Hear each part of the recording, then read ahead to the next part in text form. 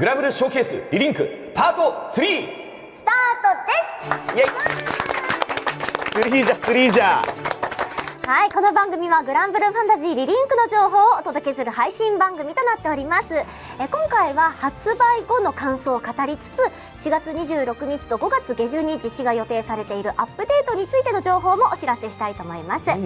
本日 MC を務めさせていただくのはグランブルファンタジーリリンクでシェロカルトを演じております加藤エミリです。よろしくお願いいたします。お願いします。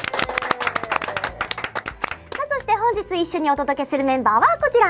はい、同じくリリンクで主人公グラン、そしてランスロットを演じさせていただいております小野由紀です。今日はいち早くね新情報もお届けできるとのことで楽しみにしてます。よろしくお願いします。お願いします。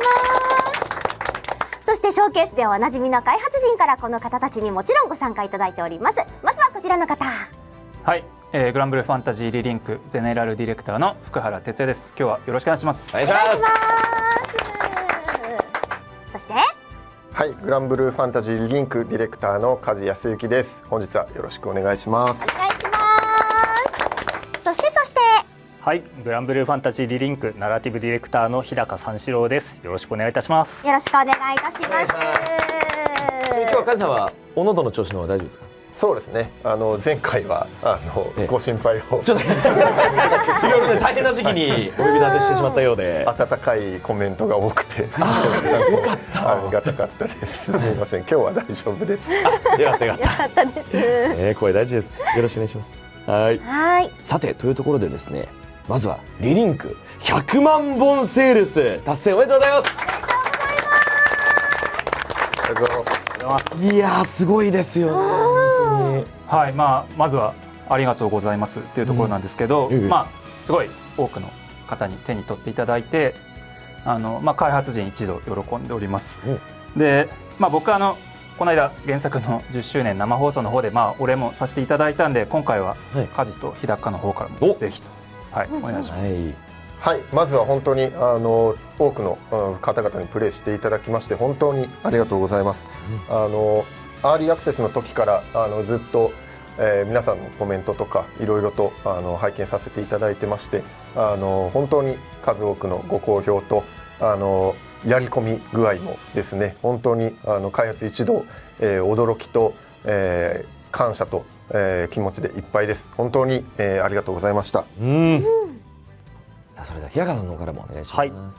はい、本当に、温かいお言葉をいっぱいいただけてまして、スタッフ一同感謝しております。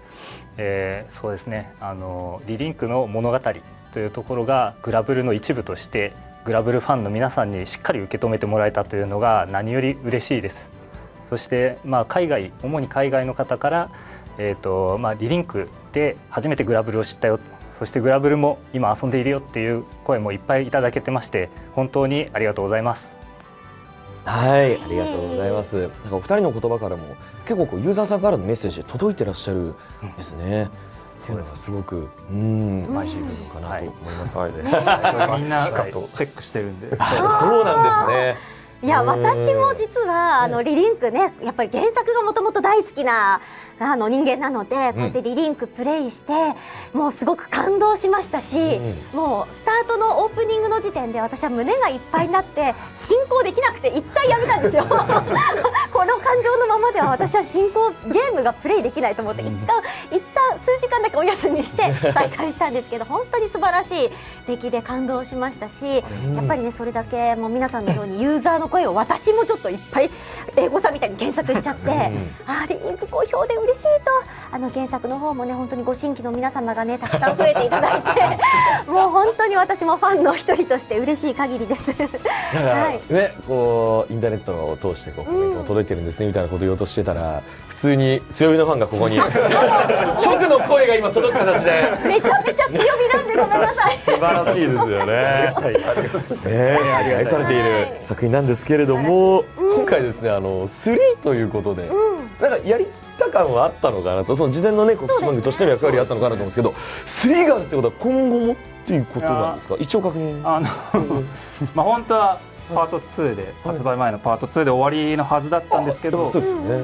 その直後の体験版配信とか、発売後のいただいた評判とか、セールスもそうなんですけど、すごい評判いいっていうところで当然アップデートの内容もすごい期待していただいてるのをすごい感じてたので、改めて今後のバージョンアップの、1.2.0 と 1.3.0 っていうアップデートの内容は3月に配信した 1.1 より結構内容が濃いので、またショーケースという形でお届けして、楽しみにしていただけたらなというところで、急遽企画させていただきました。じゃあここでもユーザーさんの声が届いて3とかそうですそうですね。だってもともとは言ってなかったんですですよね。よね。今の口ぶりですとそういうことですもんね。すごいな。一応今回が真の最終回予フ定です。ァイナルラストや。いやーでもリリンクねプレイしてる皆様からしたら次やっぱり期待しちゃいますけれども、ですけどね。一旦は一旦は本当は2で終わりのはずが、うん。今回もっていう形なんでなるほど。まあでもね今回の情報もぜひね、ちょっと期待していただければなと思います。はい、よろしくお願いします。お願いします。それでは最初のコーナーに行ってみましょう。リリンクレポート。はい、リリンクレポートは発売から3月下旬までの期間で集計したゲーム内のさまざまなデータをお届けするコーナーです。発売後ならではの内容ということなので、まずはこちらからお届けしていきたいと思います。こちらは梶さんから集計データをご紹介いただけるとのことなのでよろしくお願いします。はい、よろしくお願いします。はい、1点、補足になりますが、こちらの、データは PS 版、Steam 版、両方合わせた合算の数となっていますので、その前提で、ご覧いただければと思います。はい、お願いします。ということでまずはキャラクター使用率です。こんな感じになりました。メインストーリーは主人公であるジータとグラン、クエストと全体ではラカムが1位となりました。ラカムがねナルメより人気というのは意外だなと思いつつも、でもやっぱりねグラブル好きとしてはね、もう昔からいるキャラクターなので活躍してくれて嬉しいですね。ラカムもオイゲンも嬉しいですね。ラカムやオイゲンは遠距離キャラで操作が比較的簡単なのとフルアシストと相性がいいので、そのあたりが上位の理由かもしれません。なるほど。私はちなみにリリンクは結構いろんなキャラクター使ってまして、その中でもカリオストロが走ってる姿が可愛いんでカリオストロの使用率と、あとメインクエストは結構ジークさんで遊んでました。上級者向き。上級者向きいやめちゃくちゃ攻撃力高くて気持ちいいんですよ、ジークさんが。では次は、メインストーリーで最初に解放されたキャラクターランキングです。はい、1位がナルメア、2位がカリオストロ、3位がゼタという順になりました。キャラクター解放についてはやはり皆さん最初に加入させるキャラクターっていうことで、一番のお気に入りキャラクターを選択されている方が多かったようです。なるほど。もうこれそのままリリンク内での人気キャラクター順みたいなものですよね。近しい部分がね、あるかもしれないですね。ね。ちなみにやっぱ女性陣がこう1位から5位から上位っていう形だと思うんですけど、気になるランちゃん。一応ね。ランちゃん。ランスロットは12キャラクター中7位という。惜しいですね。ですけど男性キャラとしてはパーシバルに次いで2位という結果になってます。男性キャラの中でのみたいなこういうのねあるんですよね。結構女性キャラが結構上に固まってるというになりましたね、今回は。ありがたいですね。次は、希少な称号ランキングです。これは取得率の低い称号なんですが、チャプターセレクト難易度アルティメットの全チャプターを3回クリアっていうのが条件で獲得できる称号、極みが首位でした。2位が極みと同じ条件で回数が1回少ないパーフェクトヒーロー、3位が15人の団員の覚醒武器を最終段階まで強化することが条件のアルティメットオールラウンダーとなりました。なかなかねハードルのすごいですよ。ひしめく中でもガンダゴーザさんの称号が2つランクインという、こちらはどういった感じですかね。これはそうですね、内容を見るに覚醒武器をっていうものを最後まで強化するにはこの称号獲得が必要なんですけど、希少っていうことはガンダゴーザの覚醒武器を最後まで強化した人が一番少ないってことです。希少の意味がそういうことか。ランクインしてるけどもある意味こう取得率が低いっていう。季節的にはそうです。そういうことか。使用されている数が一番低いキャラクターがガンダゴーザということが。なるほど。それ明言しなくていいんじゃないですか。これね、こうでしたでね。ねえ希少な称号ということで、はい、次は、希少な称号ランキングの番外編です。クエスト週末のビジョン関連の取得称号ランキングです。ルシファーの最近ですよ、はい、ルシファーを1回撃破すると獲得できる打天使の王凌駕摂氏英雄は全体の 15% ほど所有しているようですね。すごいですね。結構ねまだ新しいクエストではありますけど、結構もう取得されている方が多いということなんですね。はい、そうですね。全体の 15% 超えっていうとねやっぱなかなかな数が結構多いですねこれですよね。はい、発売から実装までの約1ヶ月半で皆さんかなりキャラクターの育成を頑張っていただけたようです。で、一度も瀕死にならずさらにアイテムを使用せず10分以内にクリアという条件の虚勢というとてつもなく難しい、称号があるんですが、これも全体の 2.7% っていうのもちょっと個人的にはかなり多いなと感じてます。本当にすごいすごい。だって感じです。瀕死にもならないですもんね。ハードルが相当高い中これをクリアしてらっしゃる、はい、相当難しいすごい。リンクをアクション RPG としてねやり込んでいただいている方が多いっていうことの筋の表れかもしれないですね。はい、次は最も、多く最大強化されている究極武器ランキングです。はい、1位はナルメアの天の幅切り、2位はゼタのゲイボルグ、3位はカリオストロのゾーシモスとなりました。もうさっきのね最初に解放されたキャラクターとやっぱり同じような顔ぶれになってますね。でも最初から最後までそれだけキャラクターをね使い込んでくださっているっていうことなんでしょうかね。そうなんだと思いますね。で特徴的なのが5位にイオのカルケウスがランキングしているところですかね。なんか原作視点でいうとすげえ高そうな武器を見せた。そうですね。はい、貴重な。主要キャラのランキングだとイオは9位だったんですけど、究極武器を作成するようなリリンクをやり込んでいただいている方々っていうのはイオの強さに注目して制作率が上がっているのかなと思います。なるほど。これ余談なんですけど、今のリストの中にガラティーンってあったじゃないですか。はい、そうなんですよ。この武器なんやねんみたいな感想が、原作にないので、そうなんですよ。なんやねんって結構見たんですけど、これってなんだ原作のサービスインする前から素材としては書いてたもので、なんかリリースするタイミングを見失ってずっとじゃあ一応データとしては原作にも、一応資料としては存在しているっていうことなんですね。実装はしてないんですけど、じゃあいつか原作に逆輸入してくる可能性はタイミングがあれば、これだけある意味、上位にね食い込んでいる武器でもあるってことだと思うんで、ね、もしかしたらあるかもしれない。究極武器何にしようみたいなの選んでた時に、一つぐらいそういうのがあっても面白いんじゃないかみたいなところで引っ張り出してきた記憶はあります。そう僕もどう触れようかなって武器だしその高そうな武器やっていた時にこれはっていう感じだったんですけど、そういうストーリーがあったんですね。面白い。はい、次はキャラクター強化 100% 達成ランキングです。メンツがやはりナルメア、ゼタ、カリオストロと人気キャラクターが順当に上位を占める結果となりました。愛がすごいですね。やっぱり愛ですよね。でもラカムがこの中にねちょっというのも嬉しいですけれども、ちなみにランちゃんちょっと台本上ランちゃんあったりですね。ランスロットは19キャラ中9位で、ラカムとオイゲンに続いて男性キャラの中では3位。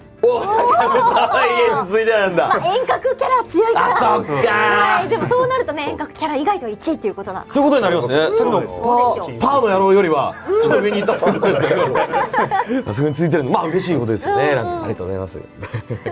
続いてキャラクターごとのアビリティセットランキングになります。数が多いのでスライドを複数枚でご紹介します。うわー、すごいですね。フラット。こんだけやっぱね、主人公グランジータはアビリティの数が多いなと思いますけど、ラカムのデュレーションが結構やっぱりね、モーション的にすごい話題にはなった割には一番下なんですね。実用化と言われるという。確かにちょっと意外ですね。使いやすいアビリティではあるんですが。話題。確かに。皆さん結構攻撃的なのかなというふうに、そうですね、はい、見て取れますね。早く討伐しようっていう意思を感じますね。そういうことですよね。はい、こちらのキャラクターは初期キャラクターということで、集計データとしては初期設定になっているアビリティが上位に上がりやすい傾向はありそうですね。なるほど。で次のスライドはこのようになっています。はい、最近よく見るアビリティとしてはルシファー戦追加後ベインのランパートをよく見る機会が増えたかなと。そう本当開幕のパラダイスロストにランパートを合わせてくれるベインはめちゃかっこいいし、私はランパート全然うまく使えなくて、あらま。はいちょっと遠いところでみんなが走ってくるの大変みたいな自分だけ守りたいみたいな気持ちがちょっと強く出ちゃってちょっとチキンなランパートを披露してはいそうなんですよ。上手い人本当にかっこいいかっこいいですよね。いやここで来るのランパートみたいなタイミングバッチリっていうね憧れます。はい。じゃあ次のスライドお願いします。はい。特徴的なのは井戸のアビリティがかなりまんべんなく選択されているところですかね。攻撃アビリティがどれも使いやすいスキルセットに井戸はなってるんで、好みに応じて選んでいただけてるのかなと思います。私カリオストロのミミックドールが大好きなんで結構はい設定してますね。そういう意味ではカリオストロも結構まばらというか、そうですね、結構バランスがいい感じですね。ばらついてる感じありますね。やっぱり一番使われているのがファンタズマゴリアで、みんなのバフなので、サポートとして使われているのがやっぱ多いんですね。やっぱり優先されますよね。役割がしっかりしてます。そうですね。ということでリリンクレポートは以上となります。今後プレイを始める方がいましたらキャラクターやアビリティなどの参考として、もらえるといいかなと思い、公表させていただきました。はい、梶さんありがとうございました。というわけで小野さんこうして見てみていかがでしたか？リリンクのキャラクターの中でも、ナルミヤがね常に上位にいるっていうのがやっぱりこの根強い人気というか不動の感じがねありましたけれども、ランちゃんもねこうしてやっぱり男性キャラの中でも使っていただいていたりっていうのをちょっと知れて嬉しかったなというのと、今回ちょっとこのパート3で最後とのことなんですけど、これを受けてのまた新たなね情報とかアップデートとかも経ての、またアップデートされたランキングだったり使用率みたいなのも変化あると思うので、またなんか知れる機会があったら嬉しいですよね。そうですね、アップデートでキャラクターやコンテンツ今後増えるので、なんかの節目のタイミングで考えてみてもいいかもしれない。4があるのかないのか。いやこれはだってまだねいろいろ期待なアップデートがあるわけですから。ファイナルラストがあるのかどうなのか。あるかもしれません。アルティメットスーパーファイナルラストがあるのかないのか。ちょっとねちょっと期待しちゃいましょう。はい、というわけで以上リリンクレポートのコーナーでした。次のコーナーはこちらです。バージョン 1.2.0 アップデート情報のコーナー。こちらのコーナーでは明日4月26日配信となるアップデート内容についてご紹介いただきます。では早速福原さんお願いします。はい、もう明日なんですが4月26日の、日本時間14時頃よりバージョン 1.2.0 アップデートを配信予定となっております。でいくつか、追加要素ありまして、目玉としてはプレイヤブルキャラクターのシエテとソンの追加が一番大きいかなと思います。ので、まずはそちらからご紹介していければなと思います。プレイヤブルキャラクターっていうところで、何はともあれどんなアクションをするのかっていうところが、気になるところかなと思いますので、ちょっと実機プレイを交えて紹介していきたいと思います。めちゃくちゃ楽しみ。わあ、かっこいい。もうかっこいい。これは待機モーションですね。かっこいい。船壊さないでね。いやそのぐらいの力パワーありますからね。そうなんですよ。ポテンシャルありますから。モーションも見せて。あ、ご機嫌いかが？わあ、教えてな。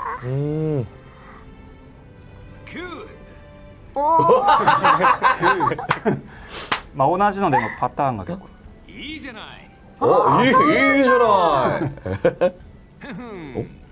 頑張っちゃうよ。いいですね。エモートはなんか体験版の時点で結構キャラごとに全部ユニークだみたいなのが話題になってたんですけど、もちろんシエテ、ソーンも同じく用意されてるんで、すげえ、これはすごいわ。まあ、じゃあアクションの方をちょっとやってみます。はい、ぜひぜひ。やっぱ10点集だからどんな動きをするのか気になりますよね。はい、じゃあまず基本の性能からご紹介します。まあ、強いて通常攻撃を最後までつなげていくと牽制ゲージっていうものが増えていきます。おおおこの丸いやつですね。溜まってってる。あ、蹴ったりもする。ね、ね。でゲージが溜まると出た。こう献身っていうものを召喚できるようになります。召喚してる間はこう通常攻撃に参加して追加ダメージも与えてくれると。まあ衣装も最終衣装になって、ねえ、ああ、やららら。はい。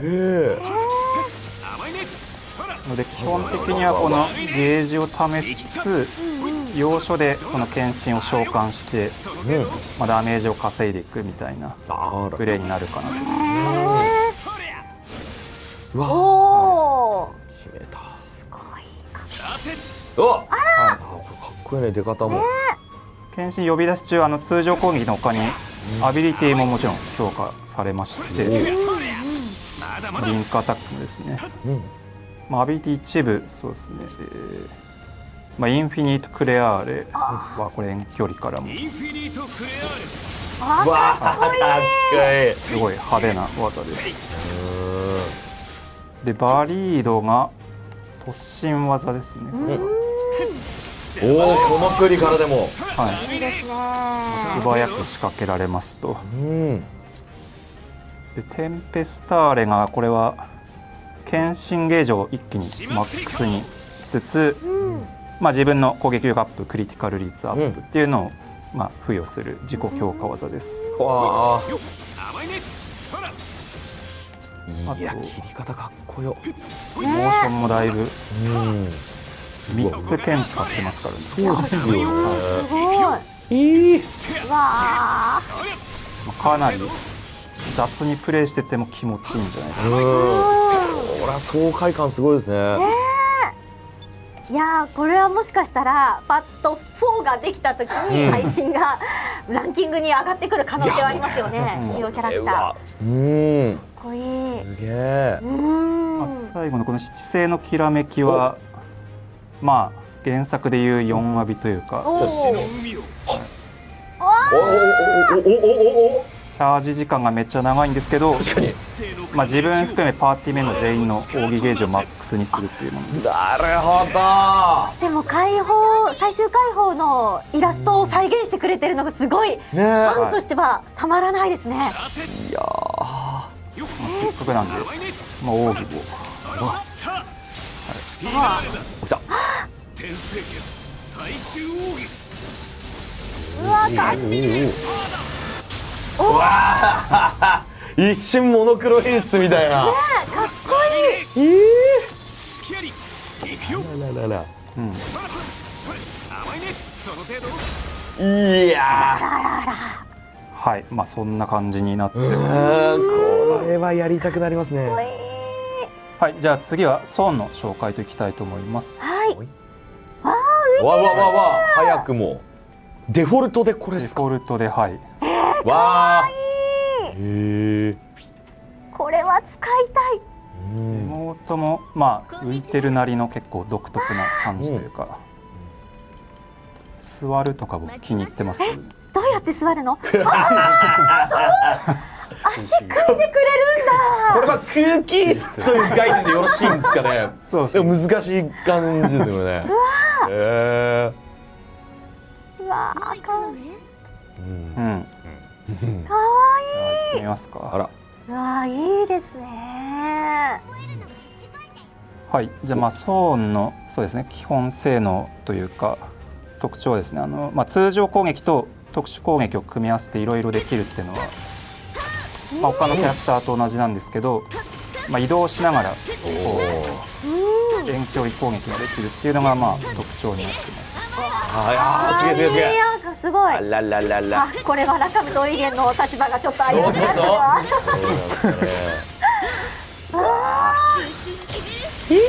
あー、かっこいい。かわいい。でこの攻撃してるとマガンレベルっていうものが溜まっていくんですけど、レベルが今この2ってなってるやつですね。でこれが溜まるとですね、特殊攻撃時の矢の本数が増加します。3ですけど、4になった。おお、結構いいペースで上がっていきますね。6、10まで溜まります。おお、すげえ。ああ、ついた。でこれまあ2以上あれば使えるんですけど、こうマルチロックとして一斉にこう、あららららららら。で今特訓1人しかいないんでちょっと分かりづらいんですけど、敵が多いとその分ばらけて、広範囲に攻撃できるっていうものになってます。なるほど。ああ、いいですね。もう強そう。うん。でアビリティが今これがマーキュライトは、これはバフですね。攻撃力アップと幻影、原作と同じやつ。でディプラビティはあれです。デバフをいっぱい入ってくるやつですいっぱい打ったね。こっちにこ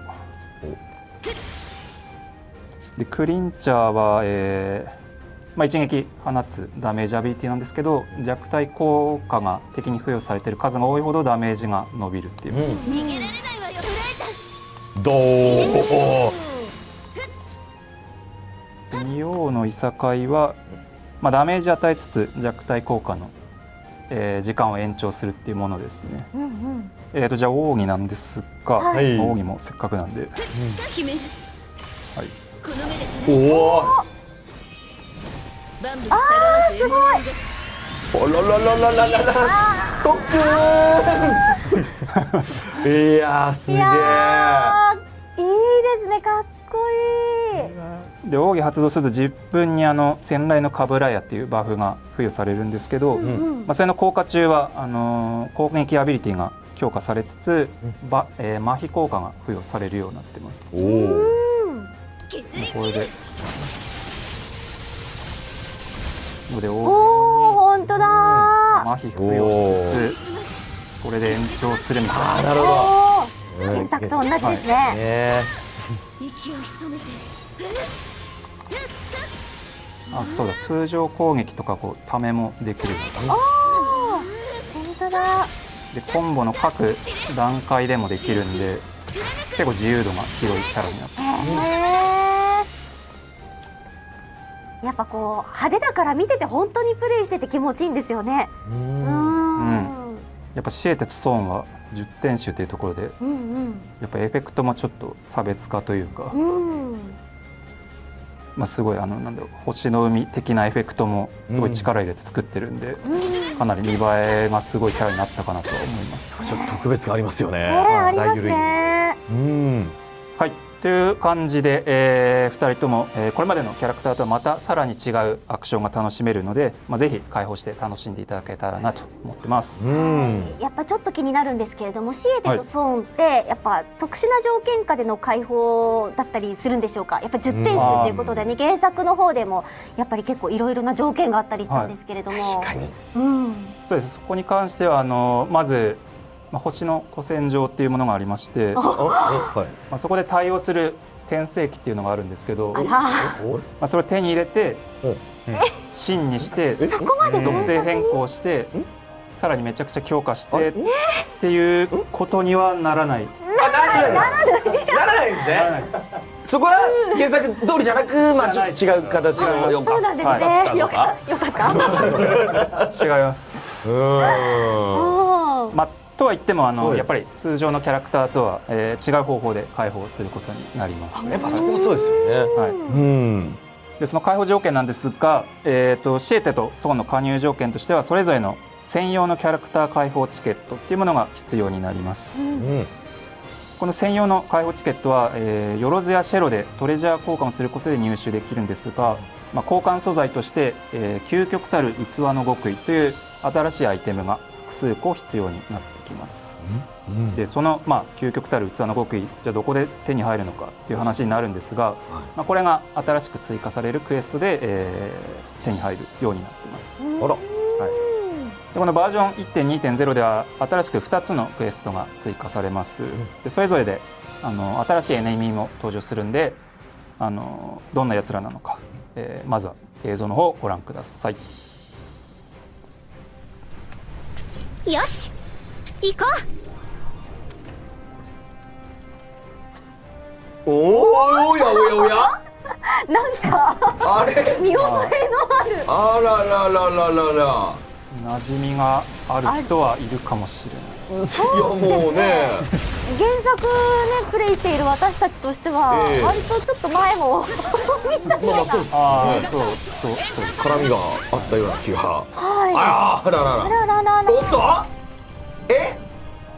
これはもしや。あららら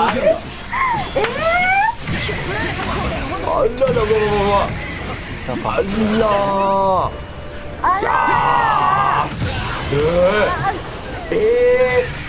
しかも結構強そう。あらよく踏ん張った。いやオーバードライブ。ねちょっと改めてちょっと突っ込ませていただきますけど、はい古戦場じゃねえか。結局これなんかさっきなんかネタでね、なんかじゃなくてみたいなの言ってましたけど、いや古戦場ではないですね。いやどの口が言う。これなんですねでも。はい。そうですか。これあくまでクエストなんですけど、あくまでクエスト。はい。この2つのクエストが追加されますと、でこれらのクエストではクリアすることで転生のメダリオンというアイテムが手に入ります。でそれを一定数集めてよろずやシェロに行くと、それを究極たる器の極意と交換するという流れになってます。のでクエスト名は極利好戦的な魔物たちと震える胸郭で古戦場ではない。いや極利極利いっちゃってますよ。けど完全に予選いってるじゃないですか。そうですね。そこぐらいですね。ランキングとかもないんで、なるほど。そうなんだ。いやでもなんかねメダリオンというアイテムが手に入るということですけど、やっぱりなんかね目玉とねベヒモス本名呼んであげて。目玉としか言われない。アーリマンとベヒモス、やっぱね原作の方でもねいろいろとお肉の数が違ったりとかしますけど、リリンクの方でも実はメダリオンの数が違ったりとかそういう要素はあったりするんですか。そうですね。2つあるというところで、難易度が違うんですね。もちろんアーリマンの方が簡単なクエストになってて、でその極利の方、アーリマンの方は難易度エクストリームになってるんで、最上位のプラウドではなくてエクストリームなので、これからプラウドに挑んでいく方であるとか、まだキャラクター育てきってないっていう方が、嬉しいジーンが手に入りやすくなってたりとかっていう要素もあるんで、ここからエンドコンテンツ頑張るぞみたいな方がちょっとお得な内容になってたりします。そっか、なんか私てっきりやっぱりシエテとソン仲間にするにはある程度自分のねキャラクターたち育ててないと仲間にするの難しいかなって思ってましたけど、エクストリームぐらいだったらね、結構手軽に挑戦できるので、仲間にしやすいなっていうので今すごいホッとしました。でその反面で、ベヒーモスの方はその最高難易度のプラウドなんですけど、多めのメダリオンがもちろん出ますし、あとレアなんですけど究極たる器の極意も、直接ドロップしたりする可能性もあるんで、ルシファーもう楽勝だよみたいな方は、ベヒーモス戦遊んでいただくのが、お得になってたりっていう、遊び分けができるようになってます。なるほど。ということは、クエストの難易度的には、十分戦力が揃った方はベヒーモス戦やっていただいて、クエストに挑戦して直ドロをね、直接ドロップを狙っていただくっていう形でやってもらって、まだね私みたいに戦力ね全然まだ整ってないけど頑張りたいよっていう方は、アーリマン戦の方でクエストをやって素材を集めていくっていうのが良さそうな感じ、そうです。そうです。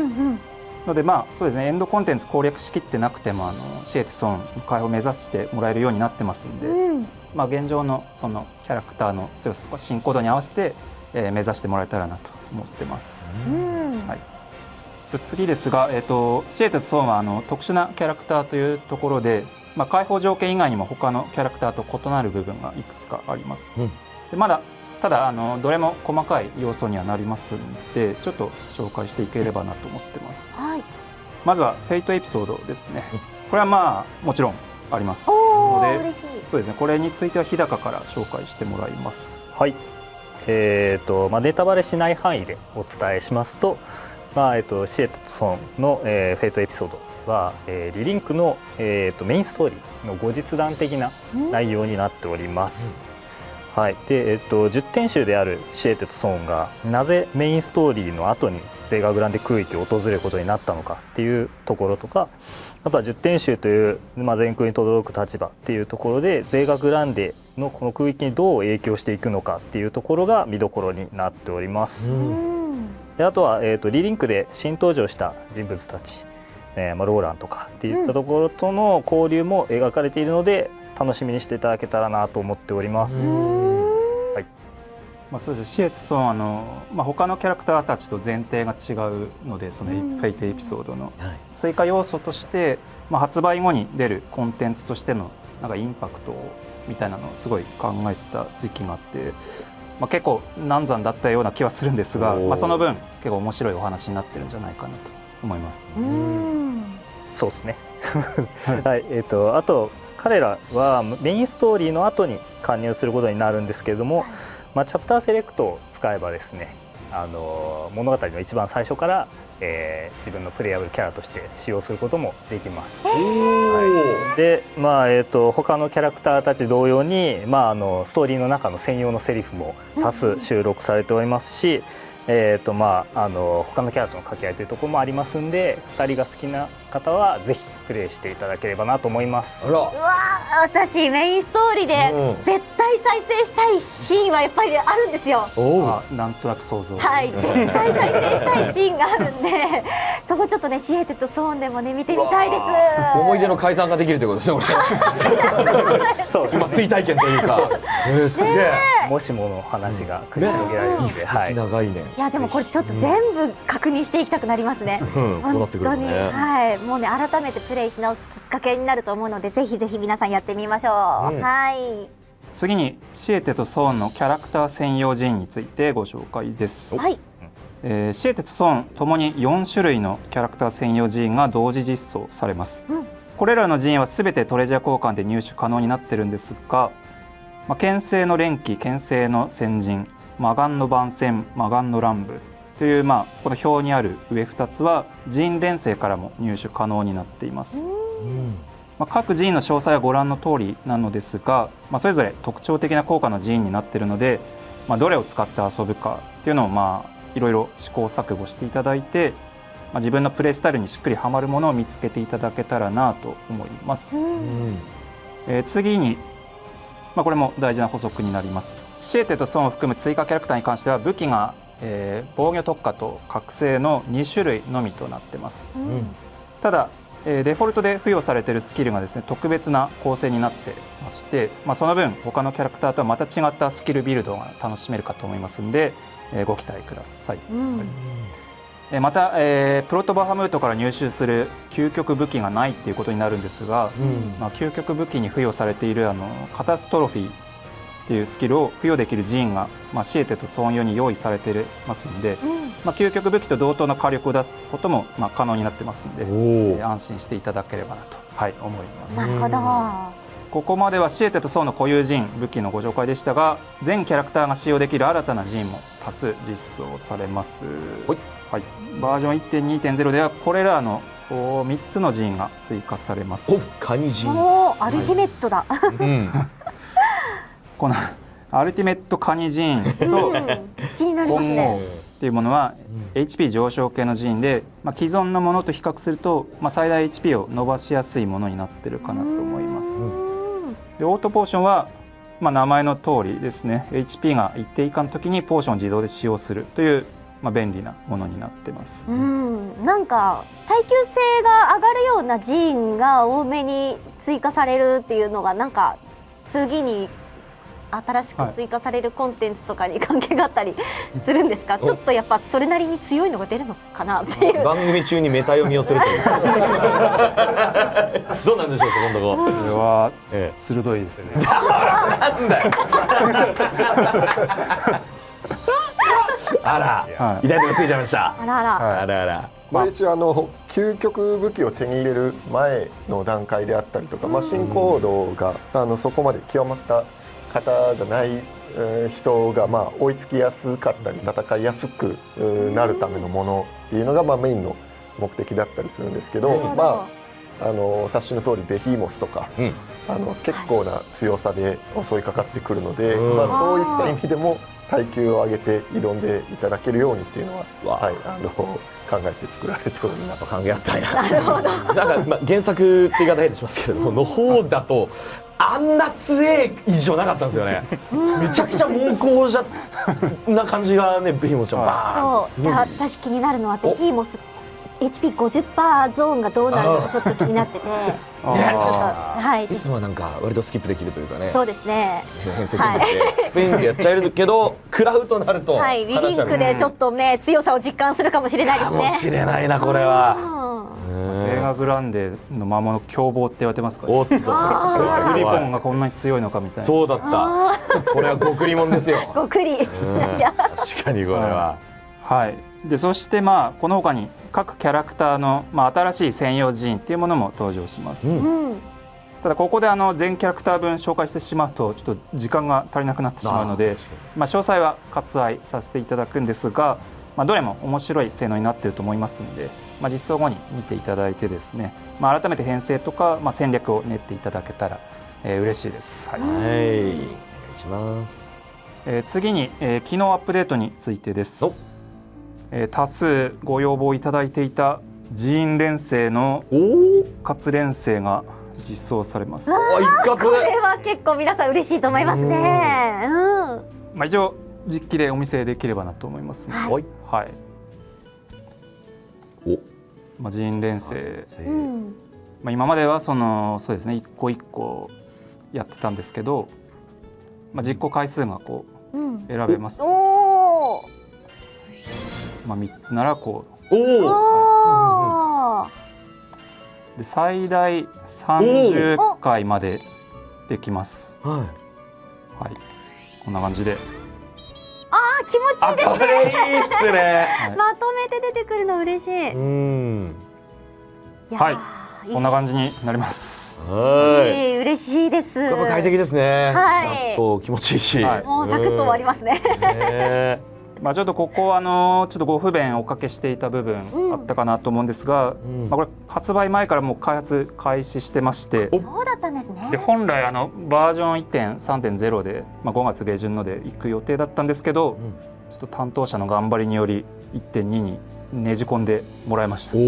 ありがとうございます。ありがとうございます。いや本当に追加機能に関してなんですけど、一つ一つすぐ入れたいところであるんですけど、いろんなところにやっぱり影響がありまして、チェックに時間がかかってしまったりする中、頑張って一応ねじ込みましたので、皆様本当にお待たせして申し訳なかったんですが、便利になったかと思いますので、ぜひご活用ください。はい、ありがとうございます。次は、キャラクター調整についてです。バージョン 1.2.0 でキャラクター調整っていうのを行うんですけど、方針としては他キャラクターと比較して、不便だとか使い勝手が悪いって感じられているアクションやアビリティの、情報修正というものになります。でバージョン 1.1.0、3月のアップデートでいくつか不具合修正で例えばアビリティ使用なしでチャージ短縮できていたみたいなものが結構あったんですけど、それを修正させていただいたんですけど、結果として、弱体化になってしまったというのもあり、そちらは申し訳ありませんでした。で今回はそういったものはありませんので、単純に強くなるような調整がほぼ全てとなります。でちなみに対象は全キャラクターではないので、こちら、ご了承いただけますと助かります。ただ対象キャラ自体は多いです。はい、詳細な調整内容については放送終了後にパッチノートを公開予定なので、そちらをご覧ください。次は、優勝コンテンツの紹介となりますが、新たなエモートセットが登場します。で今回のエモートのテーマが筋トレになってましてワンモセちょっとこちらご覧ください。おやおや、お三方がよろしくね。どうぞよろし考えてく。おりますが、おもむろにあららら、腕立て伏せ。おお、だいぶシュールですねこれ。あらー、可愛いわね。なんだおやおや、おお、なめめやは腹筋。いいんじゃ、頑張っとる。これもキャラクターごとに結構違っててですね、カリオストロとかロゼッタさんがかなり面白い感じになってる。マジっすか。なんだ。気になり見てほしいですね。はい。おお、終わっナルメアが今筋トレ終わった後にちょっとこうやってありがとうございました的なお辞儀をするのが良かったですね。た。剣のこの昔ね、スケガンもかっこよかったですしね。すごいな。こだわりが感じますね。筋トレが好きだっていう方は、はい、どういう癖かわかんないですけどね。でも全キャラチェックは絶対にします。ねえはい。はい、次ですが新たなキャラクターカラーパックも登場します。おお。でこちらもご覧ください。すごい。これは金これはピカなのか。金です。すごい金ですね。過剰にピカだなって思うんですけど、そうっすね。これそもそもなんだっけっていう、なんだ。なんか開発中に何かの検証をしてて、ええやんってなって生まれた記憶はあるんですけど。ああ、なるほど。じゃあ偶然の産物みたいな感じなんですか？いやこれ鎧とか金属の質感が一時期バグってツルツルになった時期がはい。楽しそう。でそれを金色にしたらええやんみたいな感じになってそこから調整になったんですけどいろんなステージがリリンクあって、金色が光りすぎてキャラが見えなくなったりとか、そんなに発光度合いとかもあってちょっと調整に時間かかっちゃったんですけど、環境に変化を及ぼすレベルの確かに。やり方したんですね。で太陽の光が上がったらピカーってなっちゃったり確かにってことですよね。光りすぎちゃったりもしたんですけど、そういう経緯でしたね。偶然の産物ではあるんですけど、一応その DLC としてちゃんと調整して作りましたんで、商品としてきちんとお届けできる形に。おお。そういう開発だけだった楽しみが我々も一緒に楽しめるようになったということですね。ね。ね多分相当面白かったでしょうね。いや、ピッカピカだよみたいな。なんだろうなっていうのだけはすごい伝わりました。そのノリが僕らの元にも。ありがとうございます。はい、次ですが追加キャラクターセットのご紹介です。おお。シエテとソーンの専用のキャラクター開放チケットの交換に必要な、究極たる器の極意が封入されているほか、キャラクター専用寺院もセットになっているというものです。はい、ので、さらにダマスカスコーン5個封入されていますので、加入したシエテソーンの武器強化もしやすくなってます。これそのアップデート後にとにかくすぐにシエテとソーンを使いたいっていう方ですとか、これからリリンク買うんだよねっていう方が、最初からシエテで遊びたいんだけどみたいな方におすすめのものになってますんで、ぜひご検討くださいという感じですね。なるほど。確かにここからシエテソーンが実装されるならやりたいっていう人にとってはね、メインストーリーもやってその後に加入かってなるとちょっと道のり遠く感じちゃいますからね。これもすごくありがたいですね。ですね。で以上が、明日4月26日にアップデートとなるバージョン 1.2.0 の情報でした。他にも細かい調整内容あるんですけど、そちらは番組終了後に公開となるパッチノートに、詳細記載されてますんでご確認いただけたらなと思います。よろしくお願いします。はい、福原さんありがとうございました。続いてはバージョン 1.3.0 アップデート情報について引き続きお願いします。はい、引き続きですが、バージョン 1.3.0 アップデートは、来月5月下旬の配信を予定しています。で 1.3.0 の目玉としては、プレイヤブルキャラクターのサンダルフォン追加かなと思いますので、そちらからご紹介していきます。お願いします。フォー、サンディ動いている。ほサンちゃん、あらそんな待機モーションなの？う、あら。いやー、いい足とヒールですね。ヒールもね、はい。あのキラキラもちゃんと再現されてる。ねえ。すげえ。わビルが高いですね。そうですよね。そんなもんおるか。ー、いやそこがいいんですよ。あ、なんか言った。挨拶した。なんだ、さんちゃん。ご機嫌いかが？あ、どうもどうも。どうも。ちょっとふてぶてしいそう。ですね。悔しがる。悔しがる。次こそは。あ背を向けて。いいね、悔しい顔見せないさんちゃん。いいじゃん。らー、カメラ回転させちゃうからね。ガッチ向けよれ。お顔見ちゃうよって。じゃあサンダルフォンの基本性能をご紹介します。はい。まず特徴としては通常攻撃をタイミングよくヒットさせることでジャスト攻撃っていう判定になります。これはジークフリートさんと同じですね。なるほど。でそれをヒットさせていくと、失敗した。おお。あら。え？わ成功させていくと、この天使長ゲージっていうものが、上下。はい上昇してきます。天使ゲージが溜まっているぞ。喋りながらやると失敗する。確かにタイミングですからね。確かにこれは押していればいいというわけではない。ああ、決まった。あともうちょい。三角ボタンが、ステップ回避、これがランスロットに近しいものになってまして、なるほど。回避しながら攻撃するっていう。おお。ランスロットは回避と攻撃同時ですけど、サンダルはそこは分離されてます。移動だけと、ここからの攻撃みたいな。おお。でこの天使長ゲージは三角長押しでもこう貯めることができます。コンボの方が全然早いんですけど、来た。おお。でこれ貯めて三角ボタンを押すと天使長モードっていうものに天使長モードだ。すげえ。ここはジャスト攻撃とかはなくて、連打で攻撃できるっていうものですね。いや、これはすげえ。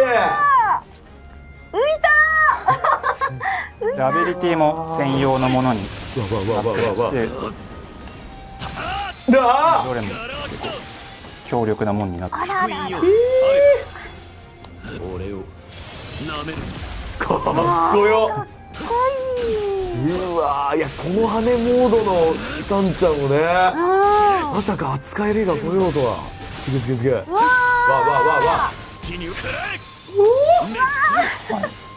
あ、決まった。10点集とは違う方向性で相当派手な感じにはなってます、ね。すげえインパクト。かっけえ。あの羽の演算大変でしょうね。すごい。羽は大変ですね。そうですよね。アビリティが、今ついてるのブリージングだと、これ回復プラス弱体効果回復もついてます。はい。でノーウェイアウトは突進攻。おお。かっこ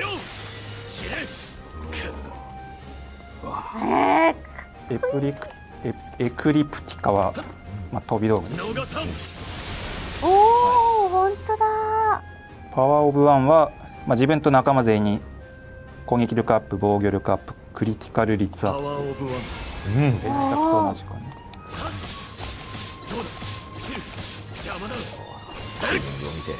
おお。で奥義がですね、来ました。通常と天使長モードで違うんですけど、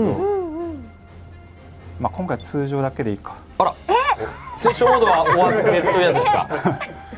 まだちょっと先なんで、なるほど。出し惜しみしておきたい気持ちはなるほどな、みたいなところではありますが、ここは、通常モード。通常は、はい。通常だけど。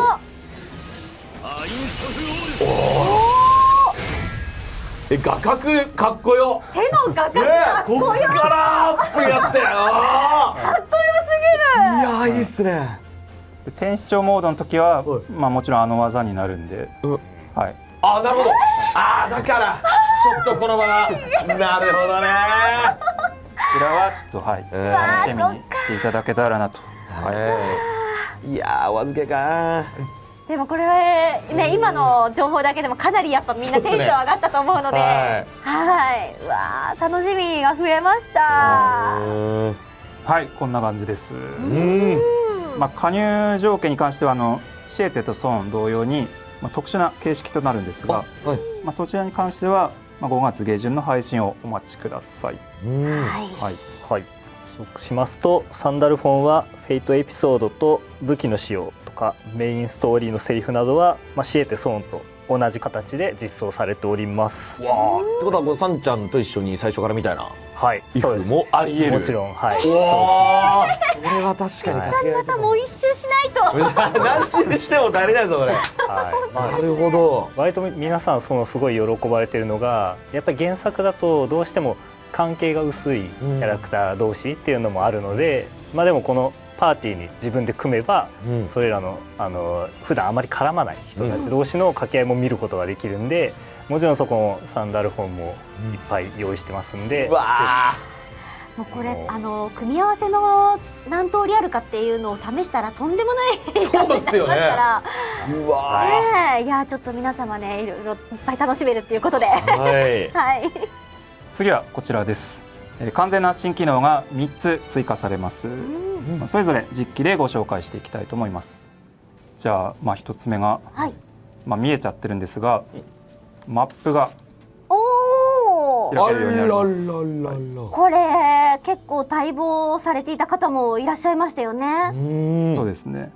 まあ R3 ボタン長押しで、下に書いてあるんですけど、長押しで、まあこうオーバーレイでマップが表示されるようになります。こいつは便利。迷子にならなくて済みますね。でこのまま操作できるんで、まあ見ながら、まあ宝箱だったりトレジャーだったりって見ながら、はい、表示出てますね。ね、取り逃しがなくなるってことだ。で攻撃ボタンを押すとこう自動で解除されたりもします。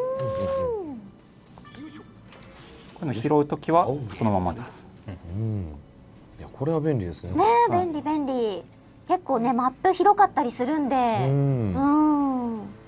あとこの画面にはないですけど、アーカイブの位置とかもまあ表示されるので、まあ探索もしやすくなるかなと思います。便利ですね。なるほど。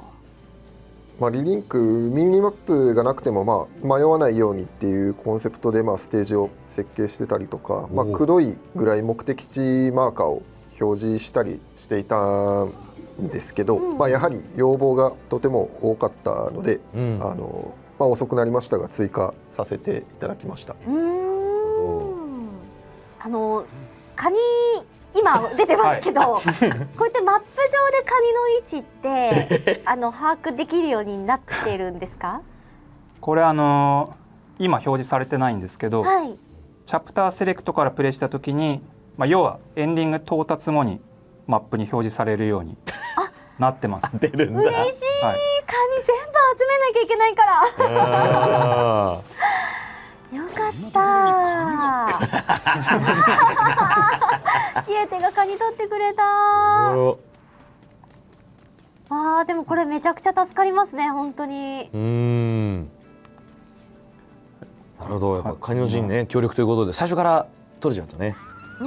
だからエンディング後にこうカニの陣、まあ結構強力なので、まあバランスが崩れすぎないようにこのようになってます。なるほど。これ初めてプレイする方とかね、こうやってカニも、ね、集めつつ、まあ、ね、全クリした方が、見ながら改めて全部集めるっていうのがね、そうですね。私もかなり取り逃しあって、ってことですよね。すごいショックだったんですよ。わお、結構拾ったはずが。はい、いやこれ取ってるでしょうって思ったら全然取れてないところがあって、これでぜひ活用します。はい。はい。でもう一つなんですが、結構目玉機能になるかなと思います。ちょっと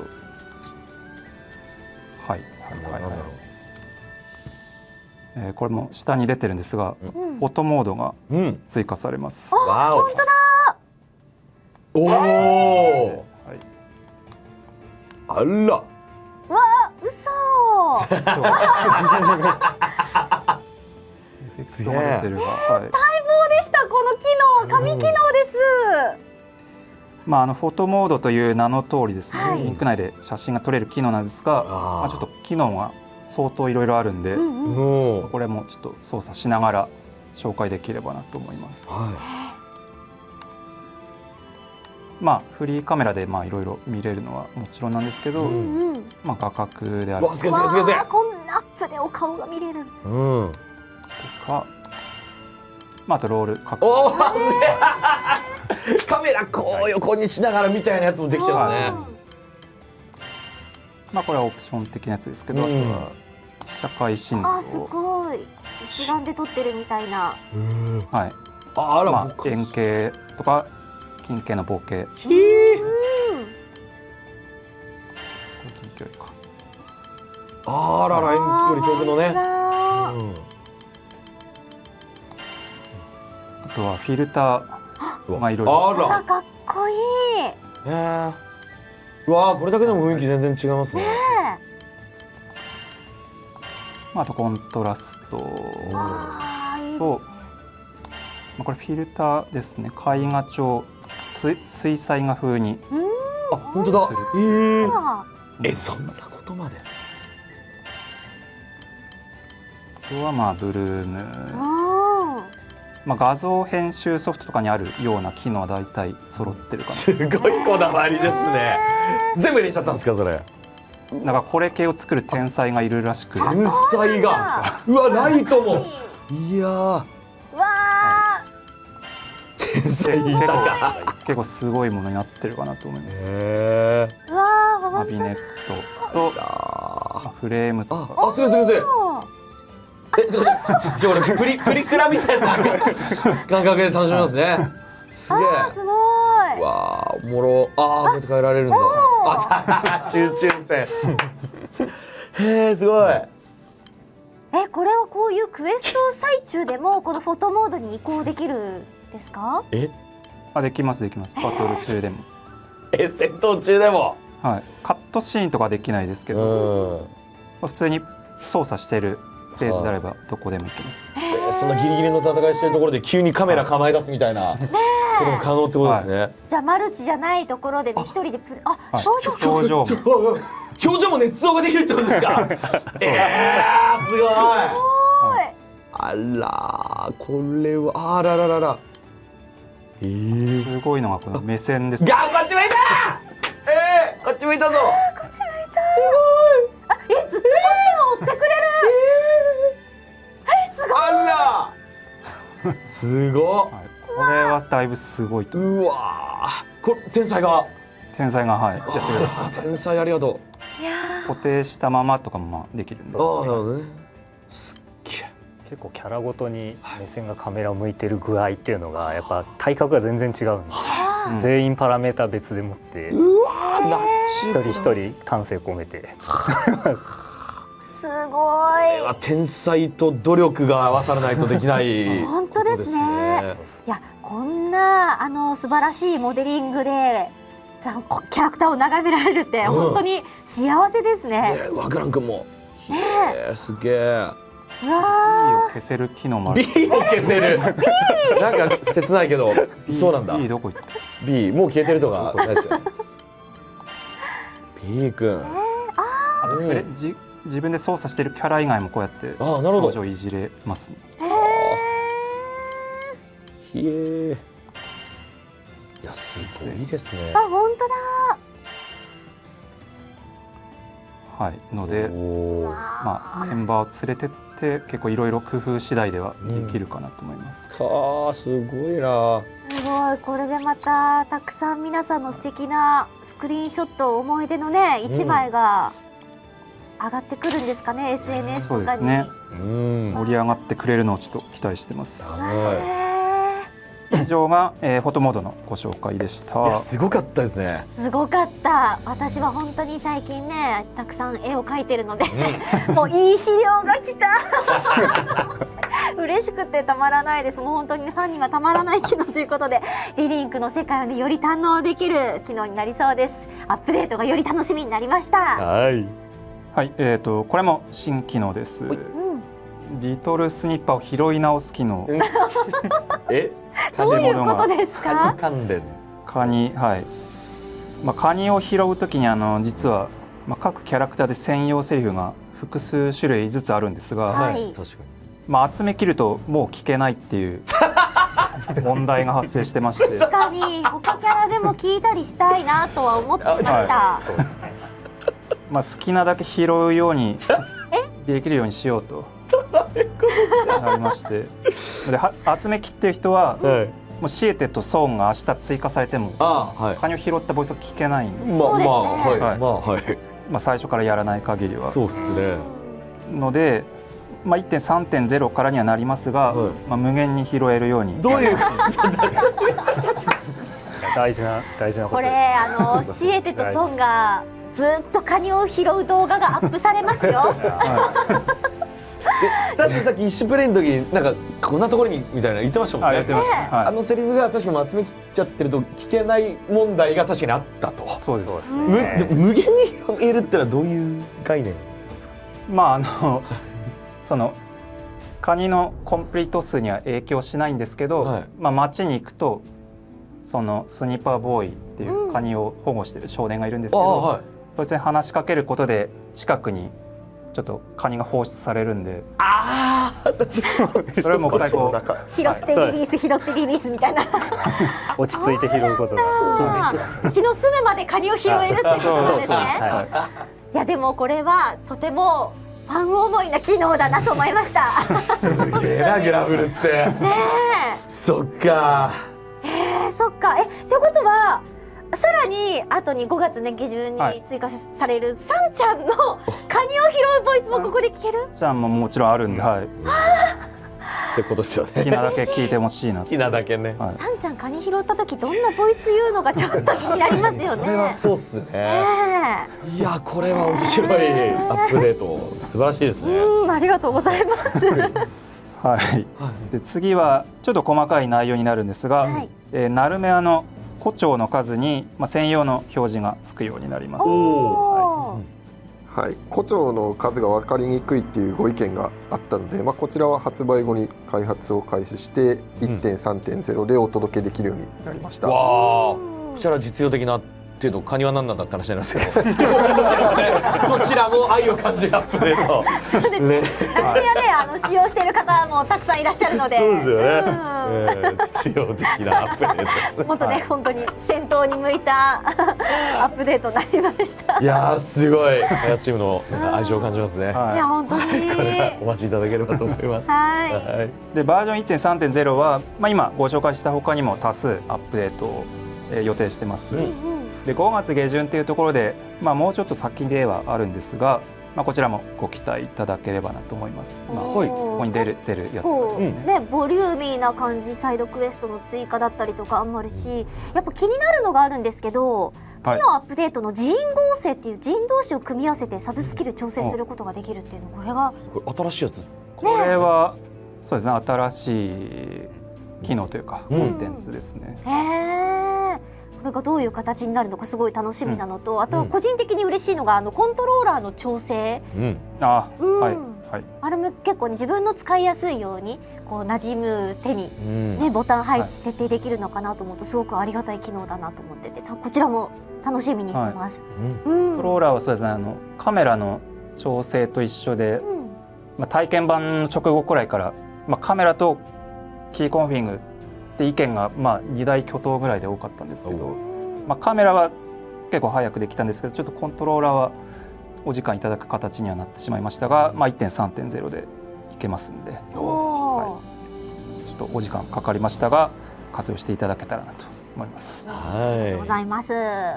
で以上が、バージョン 1.3.0 のご紹介でした。今日ご紹介しきれなかった追加要素もまだ今スライダーにありました通りありますんで、5月に入ってから何かしらのタイミングで、X であるとか何かでお知らせしていければなと思ってますんで、楽しみにしていてください。はい、福原さんありがとうございました。さあそしてお送りしてきましたグラブルショーケースリリンクパート3、そろそろお別れのお時間になりました。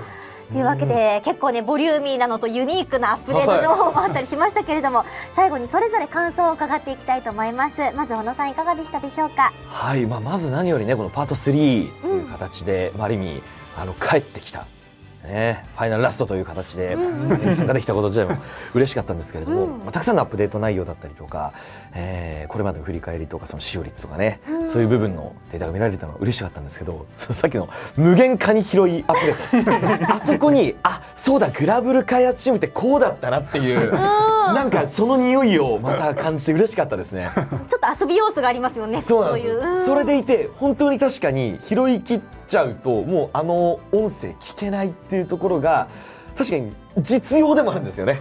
そういうなんか遊び心ありつつ本当に求めていらっしゃる方もいるっていうところに届くこういうアップデートもねしていただけることはやっぱりチームの愛を感じますので、改めて素敵なチームにこうやってね参加させてもらえて嬉しいなと思っております。皆さんもぜひこれからねまた明日ですかね、この日付的にはアップデート待ってますし、これからもまだあったりするそうですし、4ももしかしたら分かんないですけれどもね、皆さんのお声次第ではまだ帰ってくるかもしれないので、ぜひ引き続き楽しんでいただけると嬉しいなと思っております。今日はありがとうございました。はい、そして加藤先輩も。はい。そうですね、私もね本当に原作のグラブルの方からもう大好きな作品ではありますし、リリンクの方もねたくさんプレイして、すごく愛の溢れているなというのを実感しております。今回のねアップデート内容だったりとかもやっぱり原作をすごく大事にしているっていうのも感じますし、より遊びやすく戦闘の面だったりさっきのねミニマップの件だったりとかもやっぱりそういうユーザーの声をねこう取り入れてより遊びやすくしたい、いろんなたくさんの人に遊んでもらいたいっていうのをねすごく感じるアップデート内容でした。いやもう本当にグラブルに関してはもうそのファンの方がいかにこう喜んでもらえるかっていうのがすごく伝わってくる内容、フォトモードだったりとかキャラクターを、ね、大事にしているんだなっていうのがすごく伝わってきました。今後のアップデートの内容、明日ねまず 1.2.0 が、アップデートが行われるということなので、ぜひシエテとソウも仲間にしていただいて、また新しいメインストーリーをね、もう一周遊んだりたくさん楽しんでいただければなと思っております。ご視聴ありがとうございました。はい、それでは日高さんいかがでしたか。はい、そうですね、我々が長年かけて本当にこのゼーガグランデ空域に用意してきたものというのを今日本当に最後の全て発表しきったのでやりきったなという気持ちでいっぱいです。ただ、グラブルはもちろん続いていきますし、ゼーガの人々の物語というのも、その一部として終わらないというところありますんで、皆さんが好きになってくださった各キャラクターたちとかこの物語というものを、なんだろうな、人気しっかり出てくれたんで続けていきたいなって思っているところもあります。まだ詳しいことは何もないんですけど、はい、なので、まずはともあれ、1.2.0 と 1.3.0 というこのリリンクの最後の、物語コンテンツまでしっかり遊んでいただければなと思っております。本当にありがとうございました。ありがとうございました。それでは梶さんお願いいたします。はい、改めましてリリンク遊んでくださっているユーザーの皆様本当に、感謝いたします。でこれからアップデート追加されていきますけれども、そちらの方もぜひ、お楽しみいただければと思っております。でですね、何も決まってないんですけれども、これから先も何かあるのかもしれませんが、ないかもしれませんがちょっといいですかないなんかね口がつくのかなみたいな、そういうわけじゃないですよね。本当に決まってるものはないんだけれども、気持ちで今、個人の気持ちとしては本当に、大盛況いただいているということで続けていきたいなという気持ちはありますけれども、何もまだ決まってないぜひ皆様の熱意、熱望、要望がありましたら、何かあるかもしれませんが、はい、ぜひこれからも引き続きリリンク、お楽しみいただければと思います。本当にありがとうございました。ありがとうございます。それでは最後に福原さんお願いいたします。はい、発売から2ヶ月経つというところですが、引き続き好評いただいている部分に関して本当に感謝しております。ありがとうございます。で、明日のアップデートと5月下旬と、発売から3ヶ月連続でアップデートするっていうところで、非常に力を入れて開発してきたところではありますが、GBVS に続いて、アクション RPG として新たなグラブルをお届けできたかなと思ってます。開発にすごい時間かかっちゃった部分はお待たせしてしまった部分はあるんですけども、我々としてはすごい自信を持ってお届けできる出来で、お届けできたので、まずはやりきることができたかなと思ってます。でそれはずっと応援してくださった、ファンの皆さんのおかげなので、改めてありがとうございます。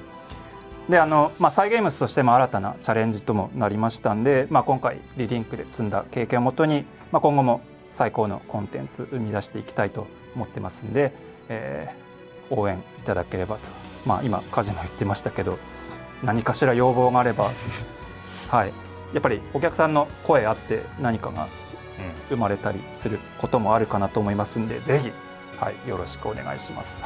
本日はありがとうございました。ありがとうございました。それではですね、最後になんとここで初公開となるトレーラーがあるとのことで、そちらを見ながらお別れしましょう。こちらね、かなりストーリーのネタバレも含んだトレーラーということなので、まだストーリー未プレイだよという方はちょっとね、今回は一旦ブラウザバックをしていただきましてメインストーリーをクリアした後にまたね見ていただければなと思っておりますそれではバイバイ。